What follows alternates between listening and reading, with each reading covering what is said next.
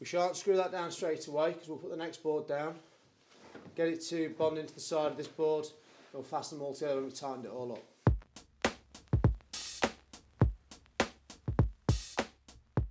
Hi, it's Dan from the Verified Build.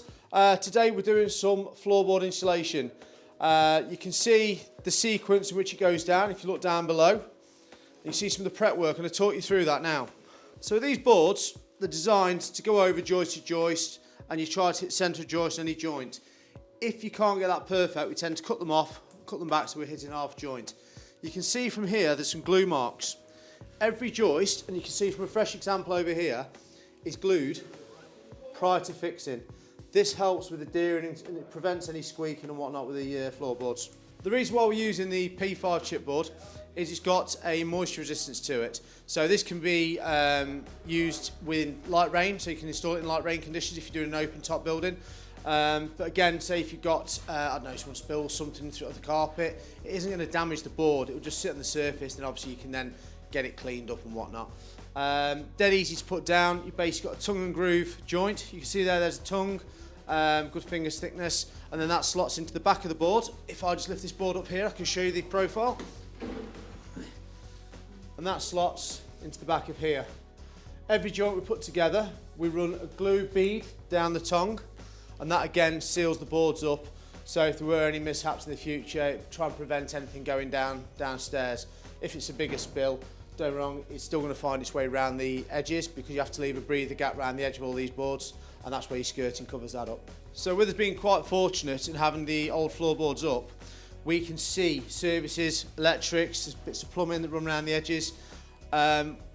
We advise that when you are putting these floorboards down, you take the time to just go around, and if you see something on a wall, just mark it up so we know we've got electrics here.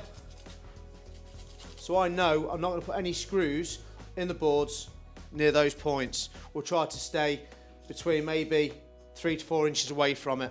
Here's a prime example. We've got the pipes and the radiators all running down the back of the old joist. So what we're going to make sure of is we don't put a screw through these. So when we fix our screws down, we'll make sure that once these pipes are all tucked behind the timbers, we'll measure back and we'll say, right, we'll go to 5 inches back or 125 mil.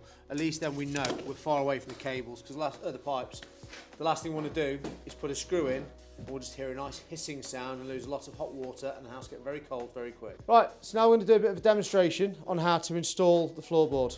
And with a property like this, the first thing we do after taking the floorboards up and de-nailed is sweep the joist like so. So the idea of this is to give us a nice clean surface, so when we put the glue down, it's got something to adhere to rather than sticking to dust. Whilst you're sweeping it, you can also check to see if there's any nails left in or any screws, or if there's any cables that are going to hang over any of the joists. We don't want to fasten them down and catch them. Now they're all cleaned, we can see the cables are all good. The next thing we're going to do is just offer up the board to make sure that these boards aren't V-ing, causing a gap down the back. So we'll offer this in, you'll see a nice straight joint. We'll have it off a little bit because we want to bite it right in. That's sort of a pain in the backside to get back out. Lying flat down on the joist, just slide it into place. You can see here the board's quite tight to a cable.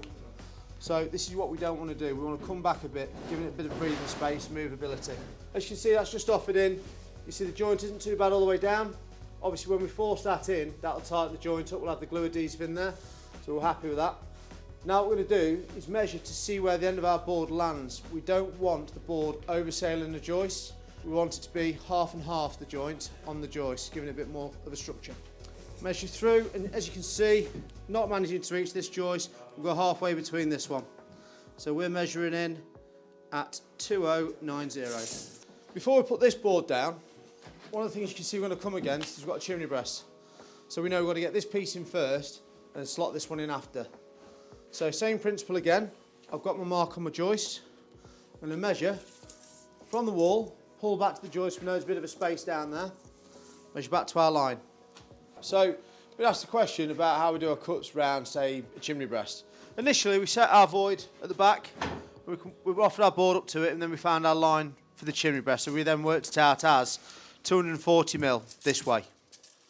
So I've got 240 mil that way. So distance from the previous board to the gap that we set there is 210 mil. So we draw that out on the edge of our board, so I'll show you up on here. We said it was 210mm back. We'll do a couple of lines. Doesn't matter if you oversail, how far you're going. And we did 240. So we know that's the piece we're going to need. So when we come to cut out our notch, there's the side of the chimney breast. There's the face of the chimney breast. So all we do is cut this bit out here. And that gives us our return. So it's the same method we use for working around door frames, around corners. The only difference is around a door frame is you might find you're having to work centre to a board. So you think about how you're slotting your board into it. So for instance, if we had a door frame sticking out, we think about how we place the board in. So we'd cut that out there, and we'd want to slot it around the door frame, put it down, but maybe not secure it straight away, because the board, the other side of the hallway for instance, might need to bind, so you put them together and push them down. So another tip we've got is how to keep your material costs down. So for instance, you can see down this side here, we've only got a thin strip, and you can see how wide the boards are, so we end up with a lot of waste. So what we've done moving through the project, so you can see behind you, we've kept all the offcuts. So we might find one that fits down there, saving us a board's cost. Here we've got cable, this area here. We can tick it off and say, yeah, we can go there. Let's just make sure we miss these two and this one.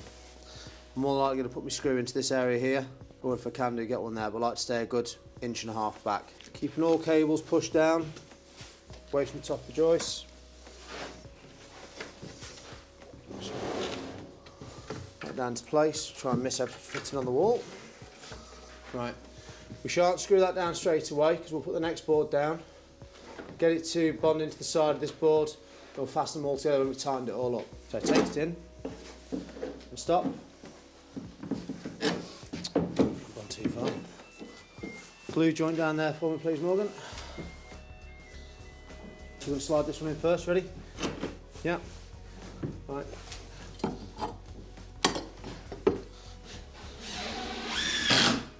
So what we're doing here, we're just securing the board. So when we start to pull the other board in, we don't want this one moving about. What he's doing here is using another screw to gauge how far in he's going with the board. So just trying to teach a bit of pride in his work and keep everything nice and equal. Go on. Yep. Bit of a tip, what I've just got Morgan to do is as he's knocking the boards up, he's using an offcut and he's using the profile of the board so it doesn't damage the tongue on the board. As you can see, that slots in, so you can apply pressure without damaging the board.